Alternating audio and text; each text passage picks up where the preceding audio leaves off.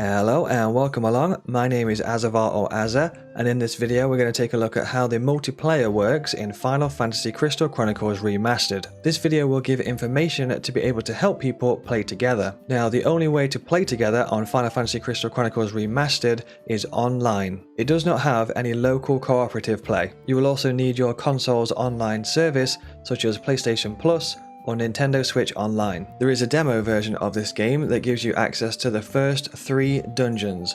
However, this demo version is designed more along the lines of joining the lobby of a host that owns the full version of the game. It is worth mentioning that even if you download and play the free demo version, you'll still need your console's paid online service to be able to play multiplayer with other people. This game is also region locked, so players can only play together if they're in the same region, such as Europe or America. It's also cross-play between platforms. So let's get into how this all works. First of all, press the menu button and then go to Set Out Together. From here, you'll have 4 main options. You've got Host, Join, Quick Match, and Journey Log.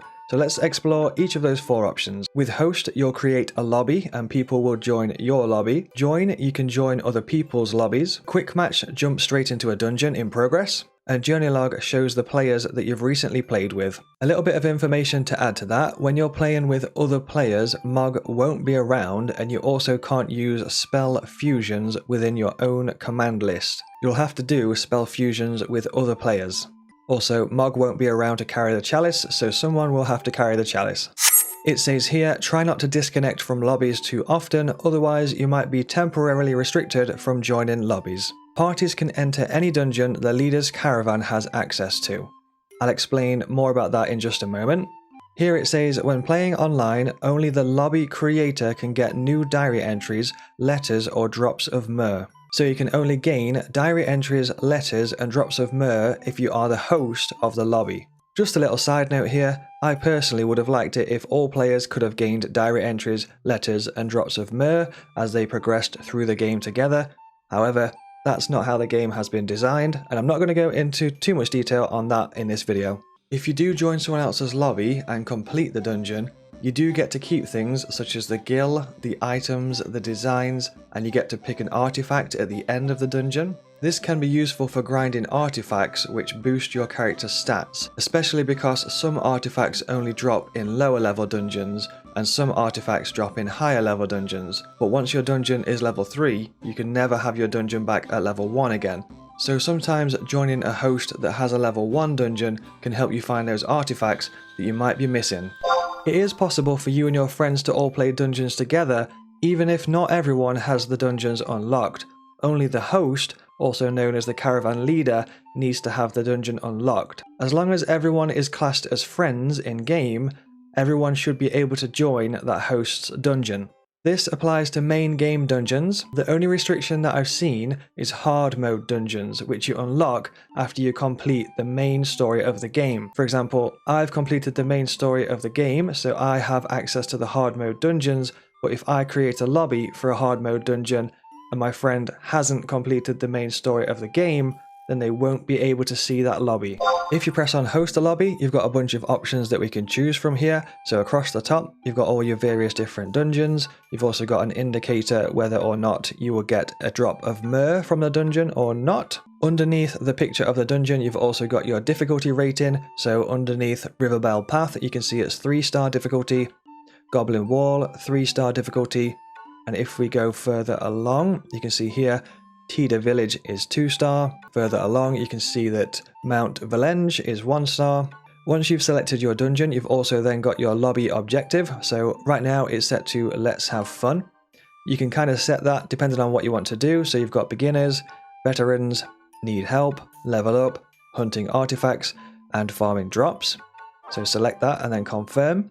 You've then got number of adventurers to recruit. So you've got 1, 2, or 3 adventurers.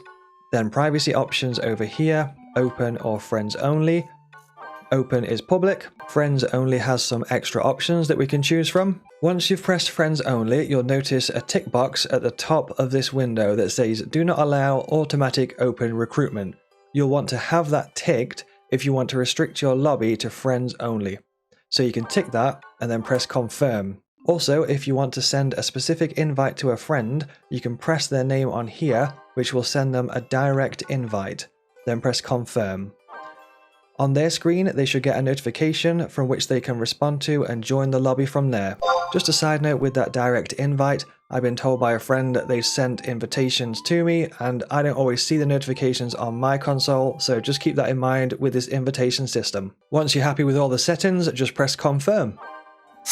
Once you've created your lobby and the stage has begun, you can press the menu option, and in the top left corner of the screen you'll notice a lobby ID. You can give this lobby ID to your friend directly and they can actually search for the lobby ID and join it that way. I'll go into detail on that in just a second.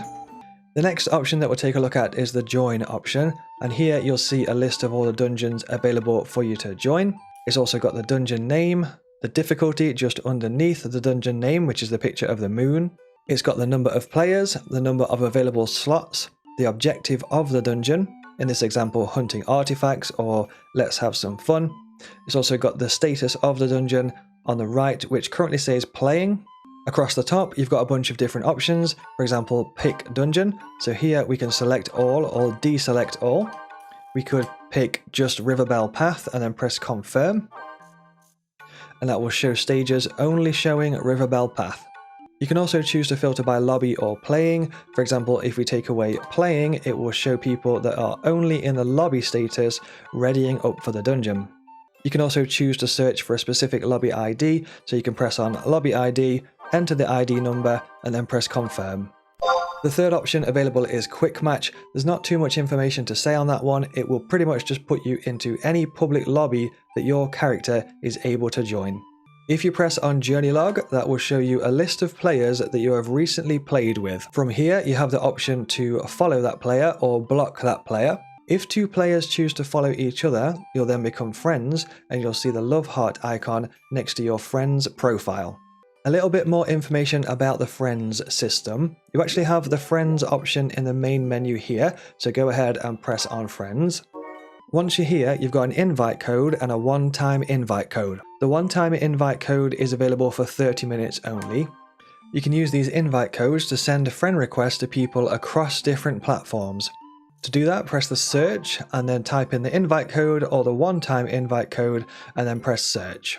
We've also got a 4-player couch co-op Let's Play up on the YouTube channel. That's played on the 2003 version of Final Fantasy Crystal Chronicles, played locally with Game Boy Advances linked into the GameCube. You can find that linked at the end of the video and down in the video description. Since you're here, I'm assuming that you might enjoy video games.